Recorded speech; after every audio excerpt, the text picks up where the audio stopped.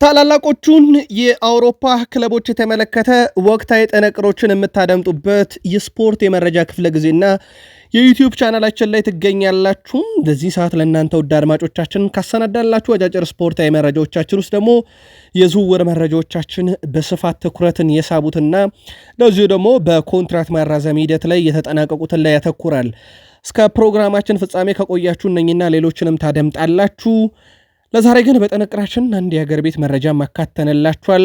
ከባህር ማዶ ወጣ ስንል ትልልቆቹ ክለቦች ቤት ያገኘናቸውን እንዳልኳችሁ ከዙር ጋር በተያያዘና ኮንትራት በማራዘም በተለይ አርሰናል ቤት ኮንትራት ለማራዘም ከስምንት የደረሰ ተጫዋች እንዳለን በርከት ያሉ የዜና ምንጮች እያረጋገጡ ይገኛሉ። ከማንቸስተር ዩናይትድ ጋር በተያያዘ ያው ሁሉ ነገር የሮፕ ሊግ ላይ ነው ትኩረቶች በሙሉ። በተለይም የሮፕ ሊግን ለማነሳሳት ዩናይትድ ወደ 1990ዎቹ ቤት ድረስ መጓዝ አስፈልጎታል። ጉዳዩን እናነሳዋለን። ሊቨርፑል የፕሪሚየር ሊጉን ዋንጫ ባነሳበት ወቅት አንድ ስነ ስርዓት በርካታ የሊቨርፑል ደጋፊዎችን አስቆጥቷል። ድርጊቱን የፈጸመው ተጫዋች ግን በተሳሳተ መንገድ ነው የተረዳችሁኝ እያለ ነው። ለመሆኑ ደስታ አገላለጽ ላይ የተፈጠረው ችግር ምንድን ነው? በቼልሲም በኩል ዋንጫ ደረጃ በትልቁ የሚጠበቀው ኮንፈረንስ ሊግ ነው። ከዛ በተጨማሪ ግን በቼልሲ በኩል አንድ ዝውውር ላይ የለንበትም ብለዋል። ከአንድ ትልቅ አጥቂ ጋር ስማቸው ሲነሳ ነበር። ታደምጡታላችሁ። ሲቲንም በተመለከተ የቡድን ዜና ይዘናል። የአውሮፓ ትልቆቹን ተጫዋቾች፣ ትልቆቹን ክለቦች ሜሲ፣ ሮናልዶንም እያነሳን ቆይታ እናድርግ። እስከ ፕሮግራማችን ፍጻሜ ቆዩ። ላይክ፣ ሰብስክራይብ፣ ሼር ማድረግ ዛሬም እንዳይረሳ። ሀሳብ አስተያየትም ካለ እንደዚሁ በሀሳብ መስጫ ሳጥናችን ላይ እያሰፈራችሁልን ቆዩ። አንድ የሀገር ቤት ጉዳይ አንስተን ግን መረጃዎቻችንን ብንጀምር ደስ ይለናል። ትላንት በለንደን ማራቶን ማሸነፏን ተከትሎ ትዕግስት አሰፋ ያው ሪከርድን መስበሯን ነግረናችኋልና ለመሆኑ ምን ያህል አገኘች የሚለውን ደግሞ እናደርሳችሁ። ትዕግስት አሰፋ የለንደን ማራቶን ሪከርድ በመስበር ጭምር ስታሸንፍ ይህንም ተከትሎ አትሌቷ በውድድሩ ላይ በመገኘቷ ብቻ የምታገኘው ገንዘብ ግላዊና አዳዲስ የምታገኛቸው ጉርሻን ሳይጨምር ወደ 305,000 የአሜሪካን ዶላር ተሸላሚ ሆናለች።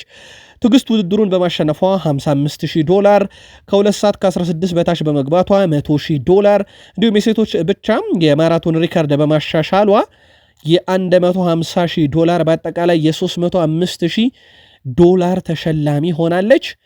ምንዛሬውን በአሁኑ የኢትዮጵያ ባንኮች ምንዛሬ እንደተመቱት ብለን ወደ ባህር ማዶ መረጃችን እንሻገር። ለማንኛውም ለአትሌቷም እንኳን ደስ ያለሽ ማለት እንሻለን። ለመላው ኢትዮጵያንም ድሉ የጋራ ነውና እንኳን ደስ ያለን ማለት እንወዳለን። ከባህር ማዶ መረጃችን አንድ ሌጀንድ አንስተን እንጀምር።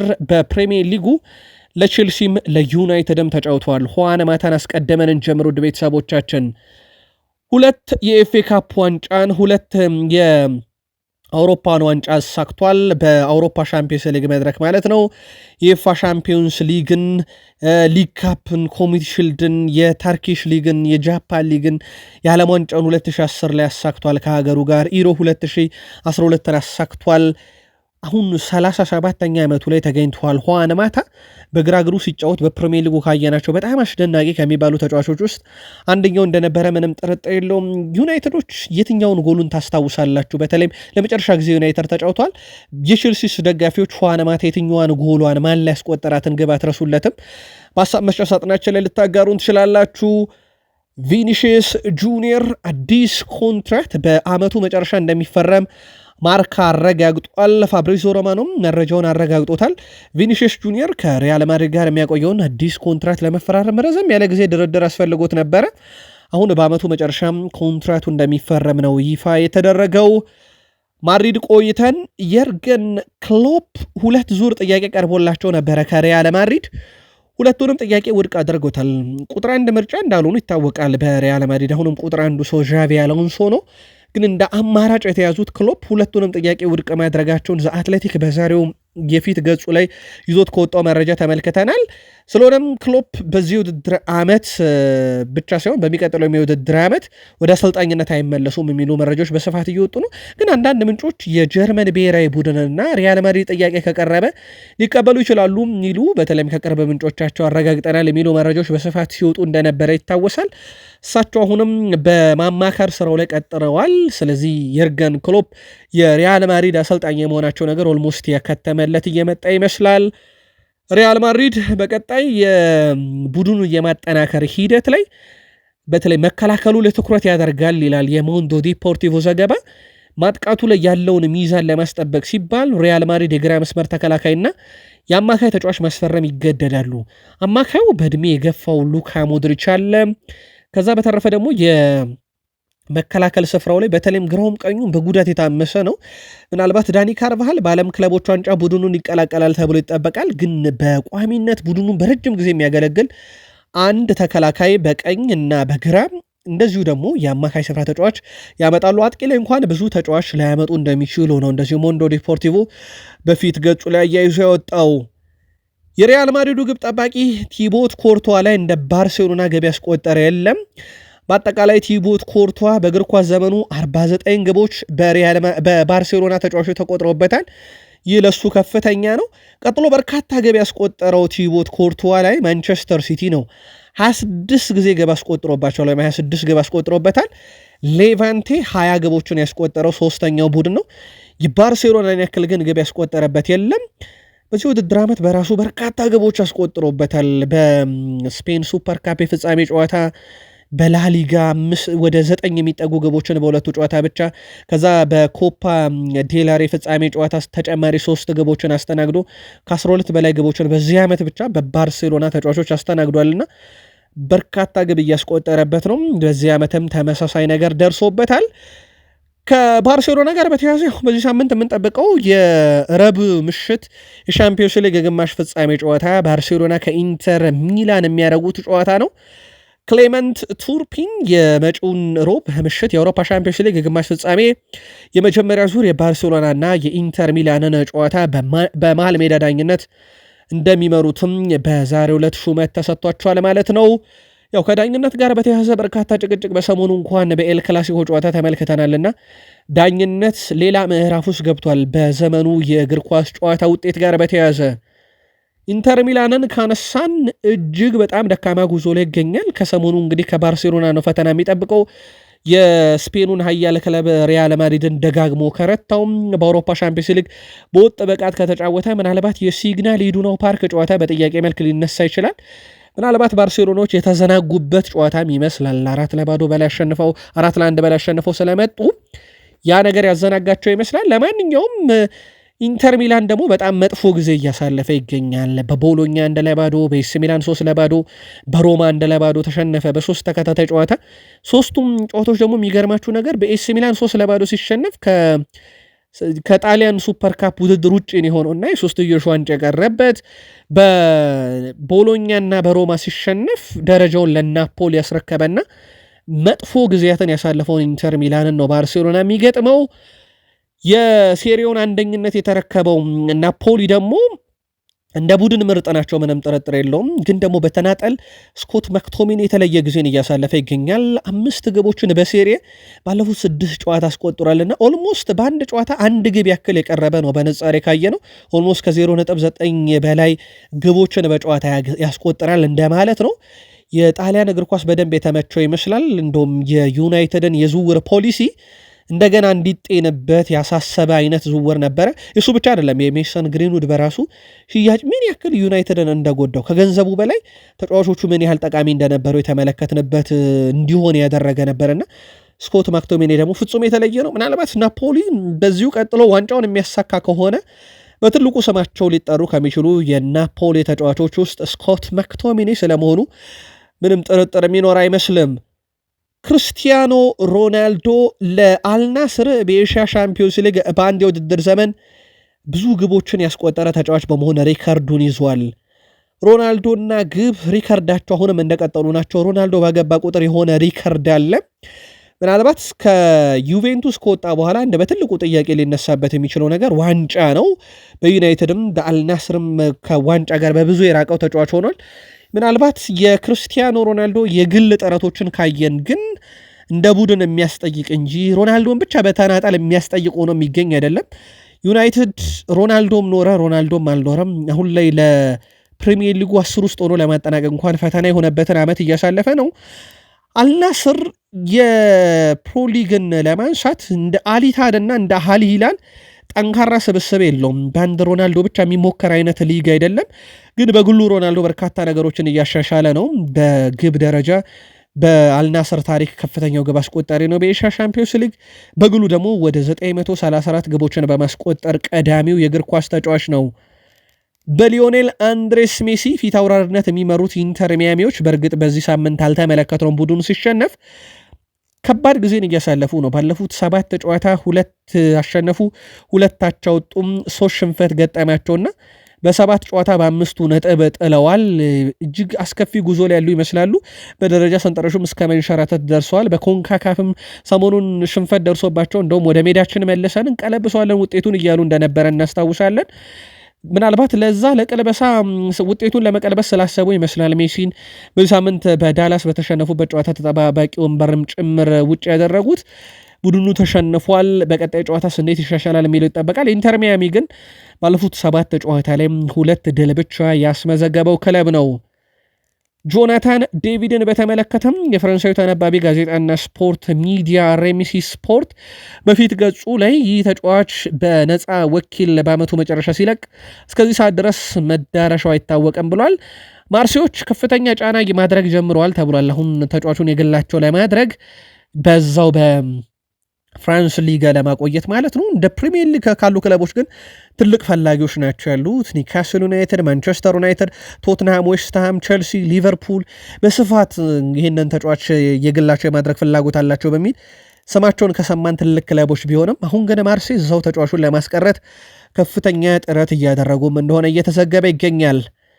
ኒውካስል ዩናይትዶች በአመቱ መጨረሻ ከባየር ሙኒክ ጋር በስምምነት ለመለያየት ከጫፍ የደረሱትን የደቡብ ኮሪያውን ተጫዋች ኪሜንጂን የግላቸው የማድረግ ፍላጎት አላቸው ተብሏል። በአመቱ መጨረሻ ለተጫዋቹም ጠቀም ያለ ገንዘብ ለባየር ሙኒክም ጠቀም ያለ ገንዘብ ከመጣ ተጫዋቹን አሳልፈው ለመስጠት ወይም ተጫዋቹ ጋር ለመለየት ዝግጁ እንደሆነ ይታወቃልና ፉትቦል ኢንሳይደር ይዞት በወጣው መረጃ መሰረት ኒውካስል ዩናይትድ እዚህ ላይ አጥብቆ እየሰራ ነው ተብሏል። ከማንቸስተር ሲቲ ጋር በተያያዘ ማንቸስተር ሲቲዎች አንድሪያ ካምቢያሶን ከዩቬንቱስ ለማምጣት የሚያደርጉት ጥረት እንደቀጠለ ነው። በተለይም አሁን ኑኖ ታቫሬዝ ላይ ትኩረት አድርገዋል። ዩቬንቱሶች በነፃ ወኪል አሁን በላዚዮ እየተጫወተ ይገኛል። ኑኖ ታቫሬዝ ፍጹም የተለየ ውድድር ዓመትን እያሳለፈ ነው ኑኖ ታቫሬዝ ያለምንም ጥርጥር። ይህን ተጫዋች እንግዲህ የግላቸው ለማድረግ ዩቬንቱሶች ጥረት ማድረጋቸውን የተመለከተው ዘሰን ስፖርት ለማንቸስተር ሲቲም በጣም ወሳኝ ነው ብለዋል። አንድሪያ ካምቢያሶን ለማግኘት አንድሪያ ካምቢያሶን በጥር ዝውውርም ሰፋ ያለ መረጃ ከጠየቁ ክለቦች አንደኛው የጆሴ ፔፕ ጋርዲዮላ ቡድን ማንቸስተር ሲቲ እንደነበረ ይታወቃል። ከዚህ በኋላ ያው ካይል ዎከር ተመልሶ የሲቲ ንብረት ይሆናል ተብሎ አይጠበቅም። በኤስ ሚላን በውሰት እየተጫወተ ቢሆንም በማንቸስተር ሲቲ በኩል ያለው ፍላጎት ተጫዋቹን በቋሚነት እዛው መሸጥ አሊያም ወደ ሌሎች ክለቦች እንዲያመራ ማድረግ ነውና የአንድሪያ ካምቢያሶ ዝውውር የሚቀር አይመስልም። ለማንኛውም ክረምት ላይ ትልቁ የሚጠበቀው ዝውውር ነው በሲቲ በኩል። በማንቸስተር ሲቲ በኩል ሌላ መልካም የሚባለው ዜና የኤርሊንግ ብሩታላንድ እና የሮድሪ መመለስ ነው። በተለይም በኤፍኤ ካፕ የፍጻሜ ተፋላሚ ናቸው። ዌምብሌ ላይ ከክሪስታል ፓላስ ጋር በጣም ወሳኙ ጨዋታ ነው አንደኛው። ሌላኛው ትልቁ ጨዋታ ለማንቸስተር ሲቲ በፕሪሚየር ሊግ የቀሩት 4 ጨዋታዎች ናቸው። ቀጣይ ውድድር ዓመት የአውሮፓ ሻምፒዮንስ ሊግን መቁረጥ እንደ ግዴታ ብለውታል ፔፕ ጋርዲዮላ። ቡድናቸው ከአውሮፓ ሻምፒዮንስ ሊግ በታች እንዲወዳደር አይፈልጉም እናሳቸው። ለዛ ለማዘጋጀት ዋነኝነት እነኛ አይነት ወሳኝ ተጫዋቾች በተለይም ፊት መስመሩና አማካዩ ላይ ይጠበቃል። የባላንዶር አሸናፊ ሮድሪ በጉዳት ምክንያት እንግዲህ ላለፉት 5 ወር ገደማ አካባቢ አልተመለከትነውም። እጅግ በጣም ከባድ ጊዜን ሲቲ ያሳልፏል። በእነኚህ ጊዜያት እሱ ሲኖር ብዙም ያሸነፈው ሲቲ አሁን ግን ከፕሪሚየር ሊግ ዋንጫ ተፎካካሪነት ወርዶ ለአውሮፓ ሻምፒዮንስ ሊግ ለመግባት የሚዳክር ቡድን ነውና ይሄ ለማንቸስተር ሲቲ ጥሩ የሚባለው ዜና ነው። በዚህ ሰዓት ከጉዳት መመለሳቸው ኒኮላስ ጃክሰን ባለፈው የውድድር ዓመት 19 የግብ አስተዋጽኦ ነበረው ለቼልሲዎች 2023-24 የውድድር ዓመት ማለት ነው በማውሪሲዮ ፖቼቲኖ ስር። ዘንድሮ 15 ደርሷል። ያው ዘንድሮ ለየት ያለው ነገር የተፈጠረው በእርግጥ የቀሩት 4 ጨዋታ ላይ በጨዋታ 1 ግብ ብቻ ነው የሚጠበቅበት ካለፈው ጋር ለመስተካከል። የዚህ ተጫዋች ግን የዘንድሮ የውድድር ዓመት ጉዳት እንደነበረበት የሚረሳ አይደለም።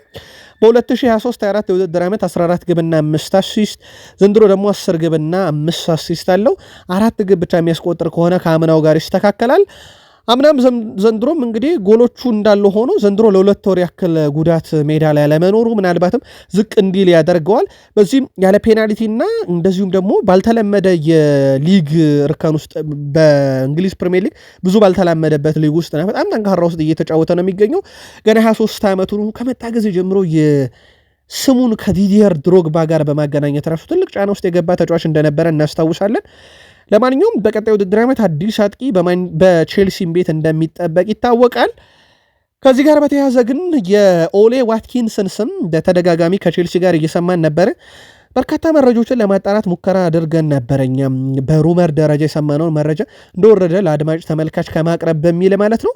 አሁን ታማኝ የዜና ምንጮች ቴሌግራፍ፣ ፋብሪዞ ሮማኖም ጭምር የኦሌ ዋትኪንስ ዝውውር ወደ ቼልሲ ማይታሰብ ነው ብለዋል። ቼልሲዎችም ተጫዋቹን የማስፈረም ምንም አይነት ፍላጎት የላቸውም፣ እየሰሩበትም አይደለም። ግን ሌሎች አጥቂዎች ላይ ትኩረት ያደርጋሉ።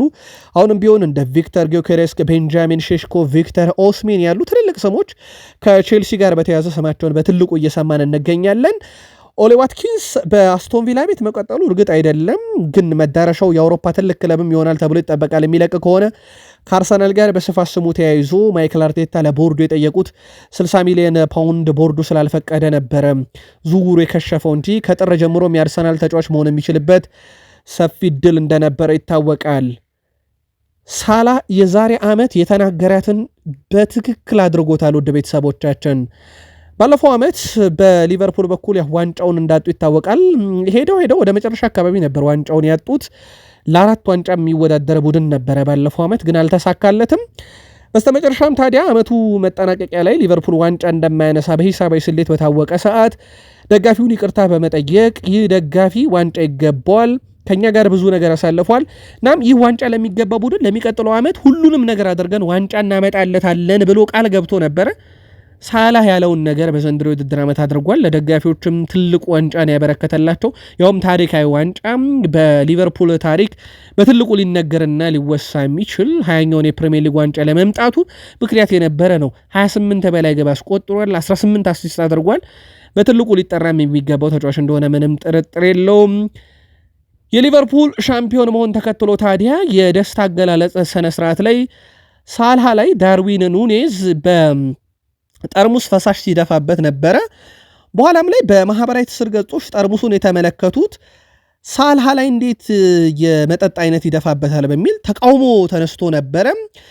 ከዚህ ጋር በተያያዘ ዳርዊን ኑኔስ ከክስተቱ በኋላ በሰጠው አስተያየት ሳላ ላይ የደፋውበት ፈሳሽ ጠርሙሱ እንጂ የመጠጥ የሚመስለው በፍጹም አይደለም፣ ነፃ የሆነ መጠጥ ነው፣ ምንም የለውም በውስጡ በሚል እንግዲህ ለተፈጠረው ነገር ምላሽ ሰጥቷል። ነገር ግን በርካታ ሊቨርፑል ደጋፊዎች ሳላ ላይ የደፋበት ነገር ከእምነት ጋር በተያያዘ ችግር ይፈጥራል በሚል ቅሬታ ሲያቀርቡበት ነበረ።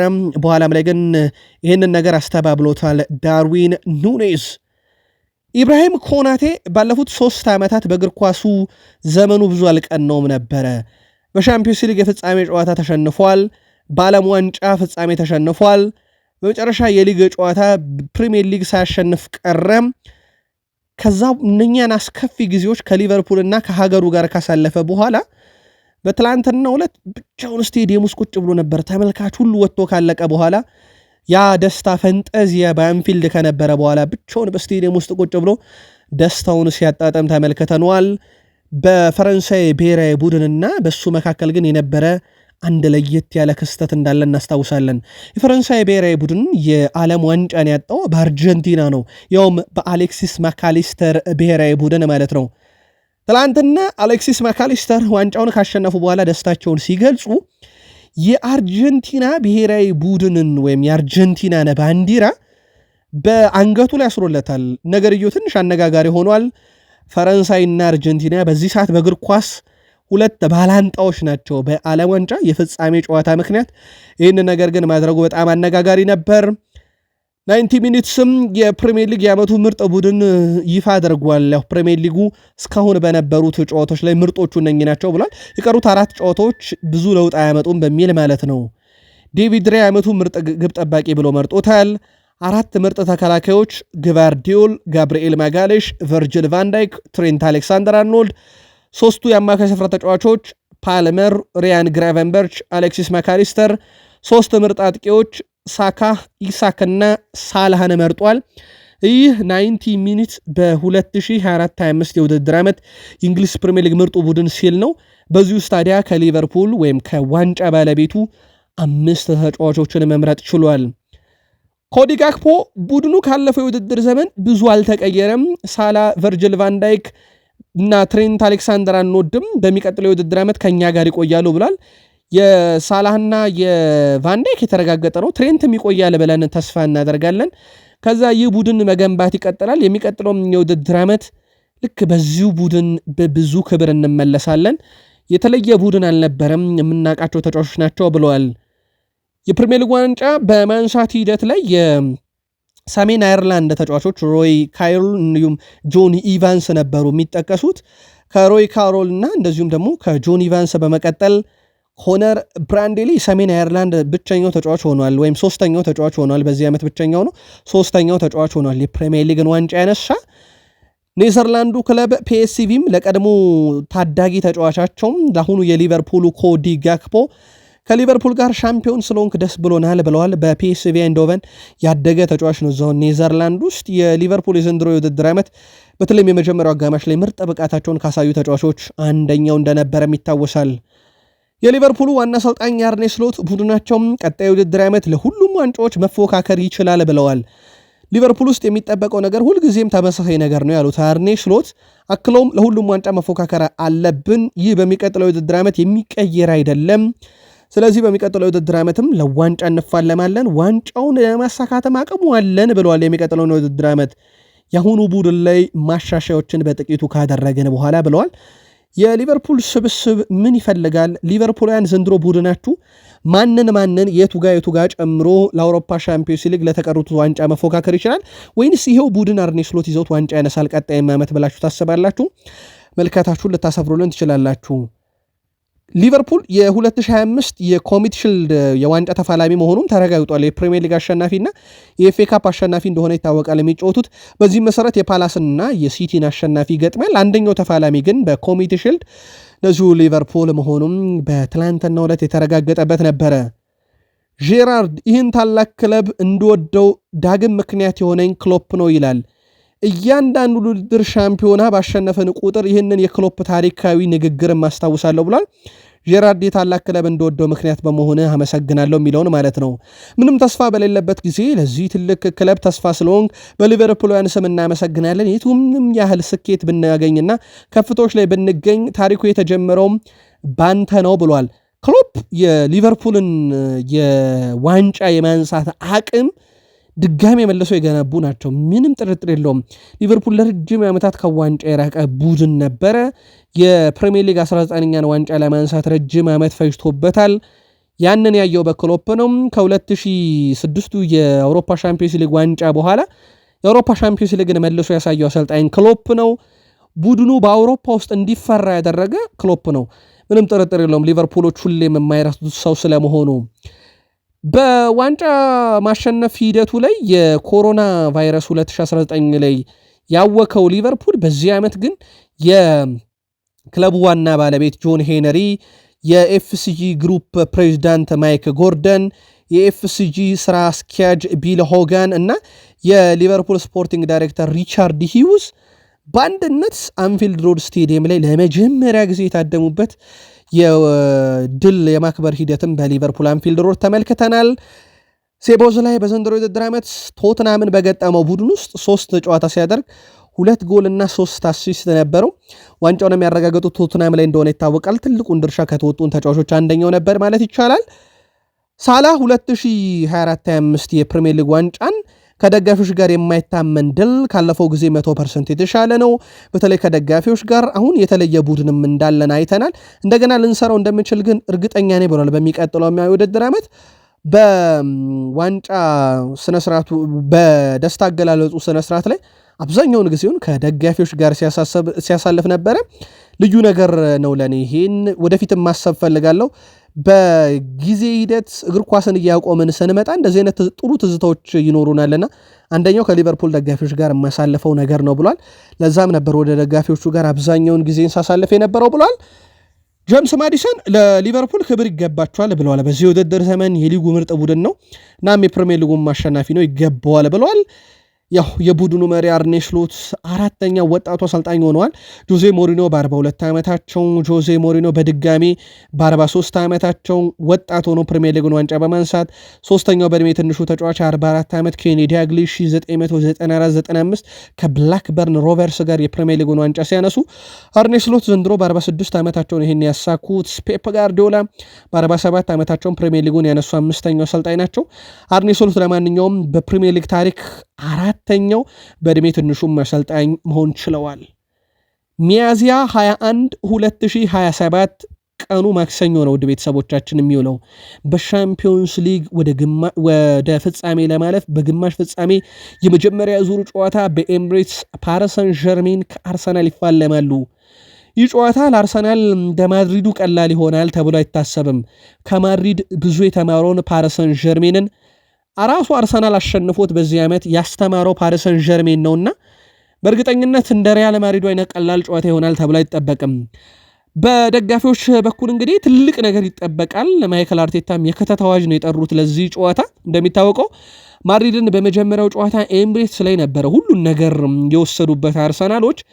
ፓሪስ ሰን ዠርሜንንም አብዛኛውን ነገር ልውሰድ ካለ አርሰናል ከኤምሬትስ የተሻለ ቦታ ይኖራል ተብሎ አይታሰብም። ፓርክ ደ ፕሪንስ በሌላ መንገድ ተዘጋጅቶ ነው የሚጠብቀው ለአርሰናልና አብዛኞቹ የአርሰናል ደጋፊዎች ፓርክ ደ ፕሪንስ ላይ ውጤት ከመጠበቅ ይልቅ ኤምሬትስ ላይ የተሻለ ነው በሚል የአርሰናል ደጋፊዎች የተለየ ድባብ ለመፍጠር ካሁኑ ጥረቶችን እያደረጉ ነው። በማድሪድ ጨዋታ ላይ ከነበረው አይነት በላይ ድግስም በኤምሬትስ አካባቢ እየተዘጋጀ ነው ተብሏል። ያው ድግሱ ጫናዎችን እንዴት የፓሪስ ሰን ዠርሜን ተጫዋች ላይ እንፈጥራለን፣ ምን አይነት ዝማሬዎች ቢዘመሩ መልካም ነው የሚሉ የተለያዩ ዝግጅቶች እየተካሄዱ ይገኛሉ። ለአርሰናል ያለምንም ጥርጥር እንደ ማድሪድ ቀላል አይሆንም። ምክንያቱም ብዙ ነገርን የተማረ ፓሪስ ሰን ዠርሜንን ነው የሚገጥሙት። ትልቁ ፈተና ቶማስ ፓርቴ በጨዋታው ላይ ያለመገኘቱ ነው። ይህን ተከትሎ ማን የእሱን ቦታ ይሸፍነዋል የሚለው ትልቁ ጥያቄ ነው። አብዛኞች ምናልባት ዴክላን ራይስ መስዋዕት የሚሆን ከሆነ አርሰናል ማጥቃቱ ላይ ሊቸገር ይችላል የሚሉ መረጃዎችን እያወጡ ይገኛሉ። ያሉት አማካዮችን ብንመለከት ራሱ ዴክላን ራይስ አለ፣ ሚኬል ሜሪኖ፣ እነ ኦዴጋርድም አሉ። እንግዲህ መሀል ሜዳው ላይ እሳቸው የተለየ ሚና መጠቀም ሊኖርባቸው ይችላል። ሉዊስ ማይል ስኬሊ የዛ ቦታ ተጫዋች እንደሆነ ይታወቃል። 6 ቁጥር ቦታ ላይ ግን ተጠቅሞት አያውቁም። በትልቅ ጨዋታ ላይ ዋና ሜዳ ክፍል እሱ ነው። ፒኤስጂ መስመር ተጫዋቾች ግልጽ ነው፣ በጣም ፈጣን ናቸው፣ ወጣት ናቸው። በተለይም እነ ዲዛየር ዱዌ ክቫራትስኬሊያን እጅግ በጣም አደገኛ ተጫዋቾች ናቸው። መሀል ሜዳ ላይ እነ ጆዋ ኔቬስ ኳሶቻቸው አስፈሪ የሚባሉ ናቸው። በተለይም ወደ ሶስተኛ የሜዳ ክፍል የሚያሻግሩትና በሁሉም መንገድ በጣም ጥራት ያለውን ፓሪስ ሰን ዠርሜንን ነው የሚገጥመውና አሁን የፓርቴን ቦታ ለመተካት ዴክላን ራይስ መስዋዕት እንዳይሆን በርካቶች ስጋት አላቸው። የማይክል አርቴታን ታክቲክ መጠበቅ ሊኖርብን ይችላል። ሌላኛው 6 ቁጥር ቦታ ላይ እንግዲህ አርሰናል ሊጎዳ ይችላል ተብሎ የሚጠበቀው ራሱ የሚኬል ሜሪኖ ጉዳይ ነው። ኦዴጋርድ እንግዲህ እንደ ቀድሞ አይነት ኦዴጋርድ አይደለም ዘንድሮ እየተመለከትን ያለ ነው። አሁን ጥራቱ ከአምናው አንጻር ካየ ነው የአምናውን ኦዴጋርድ እያየን አይደለም። በእርግጥ አሁንም ወጥ ብቃት ለማሳየት አርሰናልና እርሱ እንደ ቡድን ጥያቄ በፕሪሚየር ሊጉ በተለይ ቢነሳበትም ኦዴጋርድ እንደ ወትሮ አይደለም። ራይስ ጉልበት፣ ፈጣን ተጫዋች፣ እንደገዜ ኳስ መንጠቅ ላይ በጣም ጎበዝ ነው።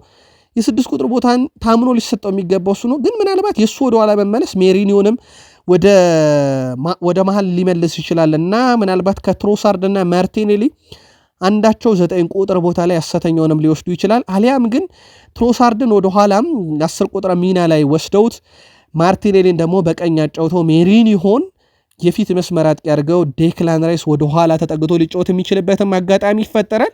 ለማንኛውም የማይክል አርቴታን ጋዜጣዊ መግለጫ እንመለስበታለን። የአርሰናሉ አሰልጣኝ ማይክል አርቴታ የክተት ጥሪን የጠሩት ይሄም ለአርሰናል ደጋፊዎች ነው። ፓሪስ ሰን ዠርሜንን ልናሸንፍ በሚያስችለንን መንገድ ሁሉ ተዘጋጅታችሁ ወደ ስቴዲየም ከትሙ ብለዋል። ድምፃችሁ እንዲሰማን እንፈልጋለን። ከፍ ያለና የተለየ ታሪካዊ ምዕራፍ ቀን ስለሆነ በዛ ደረጃ ከፍ ያለ ድምፅ እንፈልጋለን። ድሉ በኤምሬትስ በደንብ የተጠበቀ መሆን አለበት ብለዋል። የሰሜን ለንደኑ ክለብ አርሰናል እንግዲህ በኤምሬትስ ስቴዲየም ማክሰኞ ምሽት በሚያደርገው ፍልሚያ ላይ ከባድ ፍልሚያ ስለሚጠብቀን ደጋፊዎች ሆይ ተጫዋቾቹን ሊያበረታታ የሚችል ነገር በሙሉ ቤት ውስጥ ያለ ይዛችሁ ነው ብለዋል አሰልጣኝ ማይክል አርቴታ። ከፍተኛ ድጋፍ በኤምሬትስ ስቴዲየምም እንደዚሁ ይኖራል ተብሎ ይጠበቃል። ለየት ያለው ዜና ከሳካ ጋር ድርድር እየተደረገ እንደነበር ይታወቃልና ቲም ኒውስ በሰበር የቡካዮ ሳካና የአርሰናል ድርድር የመጨረሻ ምዕራፍ ላይ መድረሱን አረጋግጧል። ቲም ኒውስ ይዞት በወጣው መረጃ መሰረት በተለይም ለአርሰናል በጣም ቅርብ ከሚባሉ የዜና ምንጮች አንደኛው ነውና ሳካ ኮንትራቱን ለመፈረም ከስምነት መድረሱንና በቅርቡም ይፋ እንደሚደረግ ጭምር ነው ያስታወቀው። በእርግጥ ሳካ በአርሰናል የመቆየት ፍላጎት እንዳለው ይታወቃል። በቀጣይ ቀናትም አርሰናል ይሄንን ስምምነት ይፋ ያደርገዋል ብለዋል። ማርቲን ኦዴጋርድ ለክለቡና ለሀገሩ ባደረጋቸው ያለፉት 10 ጨዋታ 7 አሲስቶችን አድርጓል። አርሰናል ችግሩ 9 ቁጥር ወይንስ ለሀገሩ ሲጫወት ያደረገውን ነገር ለማድረግ የአርሰናል ቤት የጨዋታ ሲስተም ችግር?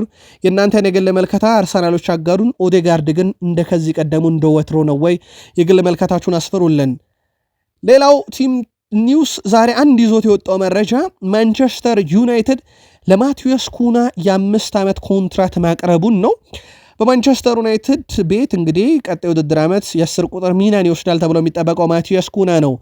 ማይሰሩ ዩናይትድ የማቲያስ ኩናን ስምምነትም ለመጨረስ እየሰሩ እንደሆነ ይታወቃል። አብዛኛው ነገር ተጠናቋል የሚሉ መረጃዎችን በስፋት እየወጡ ነው። የመጨረሻ ውል ስምምነቶች ዝርዝሮች የአሞሪም ቡድንን ለመቀላቀል እጅግ ለጓጓው ማቲያስ ኩና የቀሩ ነገሮች ናቸው ተብሏል። ትልቁ ነገር ደግሞ ከክለቡ ወልቭስ ጋር የሚደረገው ድርድር ነው። በተለይም ኮንትራቱን ተጫዋቹን ለማስፈረም ወይም ከወልቭስ ለማምጣት ምን ያክል ጊዜ ሂሳቡ ይከፈላል? ወደ 62.5 ሚሊዮን ፓውንድ አካባቢ እንደሆነ ይታወቃልና በምን ያክል ዙር ይከፈላል የሚሉና ሌሎች ድርድሮች ይጠበቃሉ። ይህ ዝውውር እውን የመሆኑ ጉዳይ በጣም እየተቃረበ እንደሆነ ነው ቲም ኒውስ ያስነበበው። ማቲያስ ዴሊክትም በኤሮፕ ሊግ አትሌቲኮ ቢልባውን በሚገጥመው የሐሙሱ የማንቸስተር ዩናይትድ ስብስብ ውስጥ ይመለሳል ተብሎ ይጠበቃል። ሜን ስፖርት ይዞት በወጣው መረጃ መሰረትም ተጫዋቹ በጥሩ ሁኔታ አገግሟል። በማንቸስተር ዩናይትድ በኩልም ሩበን አሞሪም ከሰሞኑ አረጋግጦታል የዚህን ተጫዋች ልምምድ መስራት። በሐሙሱ ጨዋታ ላይ የማንቸስተር ዩናይትድን ስብስብ ይቀላቀላል ተብሎ ይጠበቃል። ማኑኤል ኡጋርቴም ለማንቸስተር ዩናይትድ አሁን ቁልፉ ተጫዋች ነው። ያለፉትን 5 ጨዋታም ላይ 3 የግብ አስተዋጽኦን ያበርክቷል። ሞር የ6 ቁጥር ቦታን ኃላፊነት ወስዶ የሚጫወት ተጫዋች ነው እና ከግብ ጋር በተያዘ ብዙም ግዴታ ያለበት ተጫዋች አይደለም፣ ግን ለዩናይትድ እጅግ በጣም ወሳኝ ዲስትሮየር። አሁን ደግሞ በግብ ተሳትፎም ላይ ጥሩ የሚባል ቁጥሮች አሉት። ባለፉት 5 ጨዋታ 3ኛ የግብ አስተዋጽኦ ላይ ደርሷል።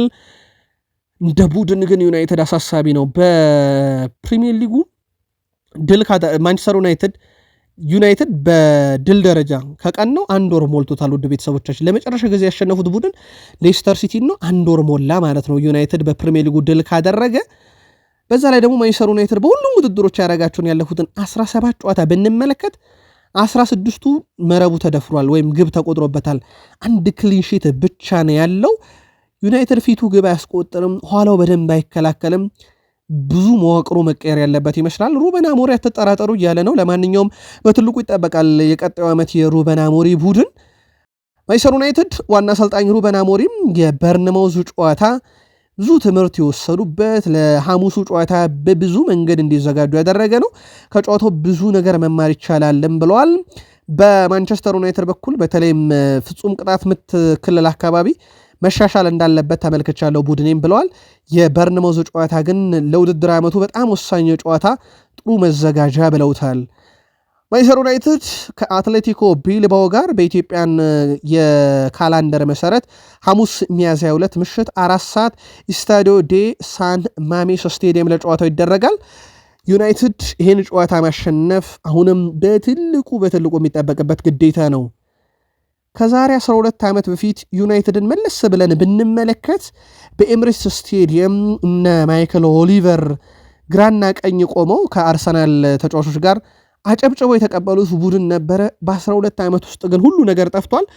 በወቅቱ የቀድሞ የአርሰናል ተጫዋች የነበረው ሩቬን ቫን ፐርሲ ወደ ማንቸስተር ዩናይትድ በመጣበት ዓመት ዋንጫ ያነሳበትና የቀድሞ የቡድን አጋሮቹም እንግዲህ አጨብጭበው የተቀበሉበት ዓመት ነበረ። ዘንድሮም አርሰናል ይህ ዕጣ እንደደረሰበት ይታወቃል። ሊቨርፑልን ግራና ቀኝ ቆመው አጨብጨው የመቀበል ግዴታ ውስጥ ገብቷል። የለንደን ክለቦች ውስጥ አርሰናል ብቻ አይደለም፣ ቼልሲም እዚህ ውስጥ ይካተታል። ዩናይትድ በኤሮፕ ሊጉ እንግዲህ ቡድኑን ለማበረታታትና ለማነቃቃት ማንቸስተር ዩናይትድ በ1991 ላይ የኤሮፕ ሊግ ዋንጫን ሲያነሳ የለበሰውን መለያ በአዲስ መልክ ለሽያጭ አቅርቦታል። ስለሆነም ደጋፊዎች ይህን መለያ እንዲገዙና ቡድኑ እንዲያበረታቱ ሲል ጠይቋል። ቡድኑ ዋንጫ ለማንሳት ብቸኛ ተስፋው ዘንድሮ ኤሮፕ ሊግ እንደሆነ ይታወቃል። ኤሮፕ ሊግን ሲያነሳ ዩናይትድ አመቱ ሙሉ የተስተካከለ ይሆናል።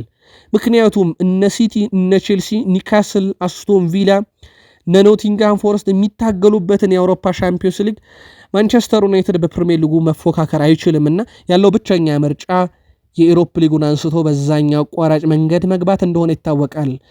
ውድ ቤተሰቦቻችን የአውሮፓ ትልቅ ክለቦችና ወቅታዊ ዝውውር መረጃዎችን የምታደምጡበት የዩቲዩብ ቻናላችን የሰዓቱ መረጃ ይህን ይመስላል። ለነበረን ጊዜ ከልብ ነው የምናመሰግነው። በእውነቱ ለአብሮነት ቆይታችሁን ማመስገንን። ቀጣይ እንገናኛለን ተጨማሪ ታላላቅ ክለቦችን ዕለታዊ መረጃና የዝውውር መረጃ ይዘን። እስከዛው ግን መልካም ጊዜ ይሁንላችሁ።